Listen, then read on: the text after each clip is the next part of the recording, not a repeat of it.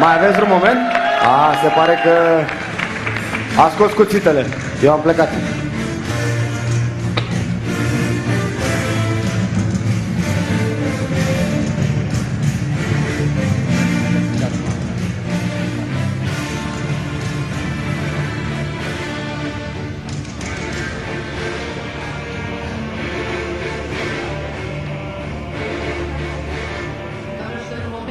Deosebit de tensionat, emoționant, adevărat. Fakirul Am înțeles-o Ianic. pe aia cu cioburile. Am înțeles-o pe aia cu cuiele. Dar asta cu cuțitele... Mi-e cam frică aici. E. Asta mi iese și mie. Da.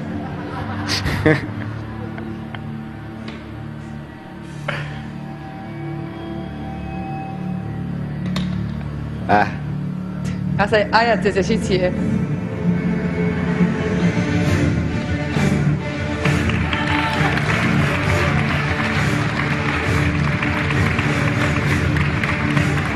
Ați observat cu toții sunt ascuțite cuțitele.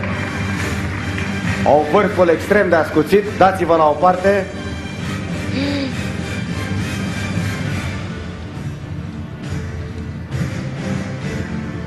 Pe Fakirul Ianic să-l înțeleg, dar cât curaj pe doamnă în acest moment.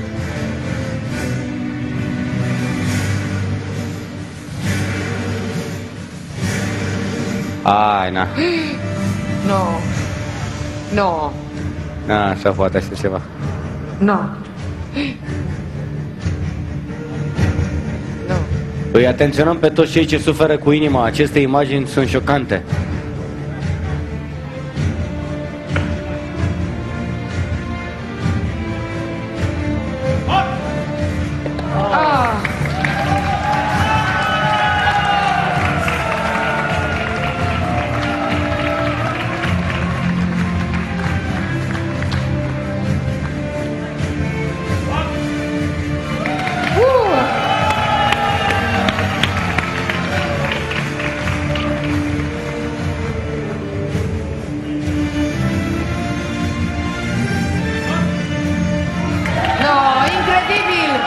Incredibil, un moment de înaltă tensiune.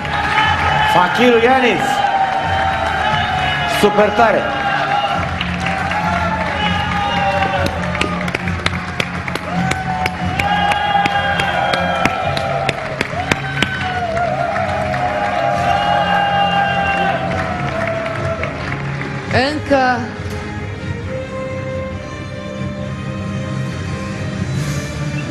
Încă n-a terminat cu cuțitele, sunt mai multe.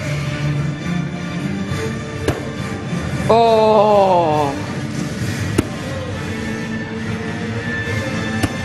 Acestea nu sunt cuțite, sunt cuțitoaie.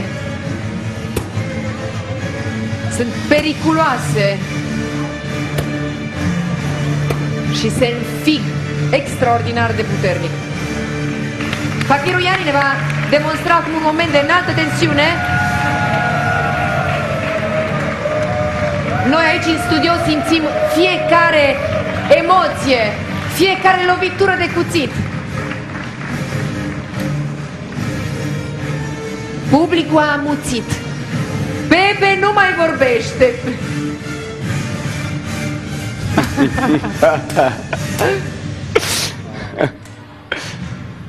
Hai, nu-mi spuneți. Nu. Mi se pare prea mult.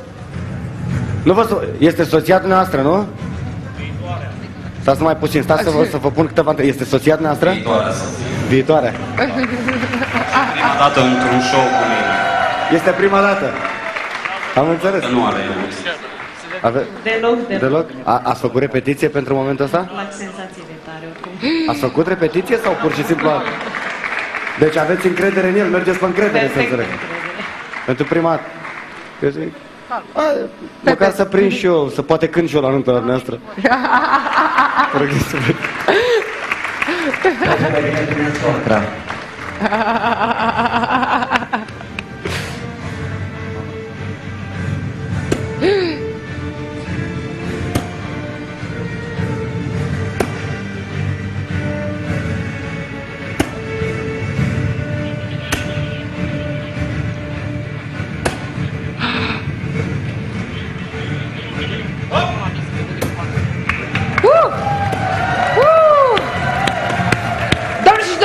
Fakiru Iani! Incredibil, Pepe! Felicitări! Felicitări! Ia spune Fakiru Ianis, dacă stau cu mâna așa, ai putea să arunci exact printre degetele mele? Dacă aveți curajul, da. Dacă am curajul, da? Dacă aveți E curajul, bine, da. vă pun la încercare. Nu am curajul. Aplauze pentru Fakirul Ianis! Vă mai așteptăm pe la noi cu surprize și bineînțeles cu... Poftim?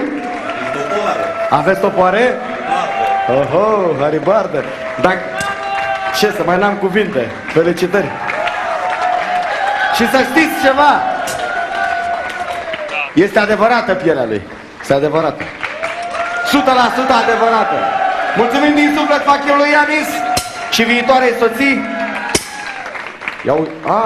Stați că mai avem cu topoare. Ce faceți cu topoarele alea? Pepe. Ne alergați pe un platou? Pepe, Mamă. Eu am crezut că aveți topoarele în altă parte, nu aici, că dacă știam nu mai vorbeam.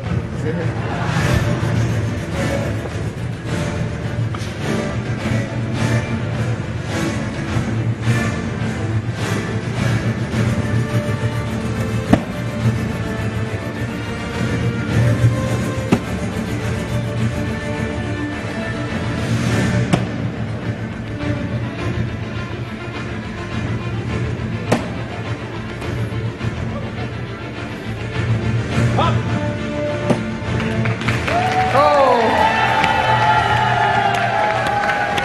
Pepe, câți la nuntă, Pepe? Ați reușit și de data Pepe, asta. câți la nuntă? Și de data asta v-a ieșit. Fakiru Iani și viitoarea sa soție. Aplauze.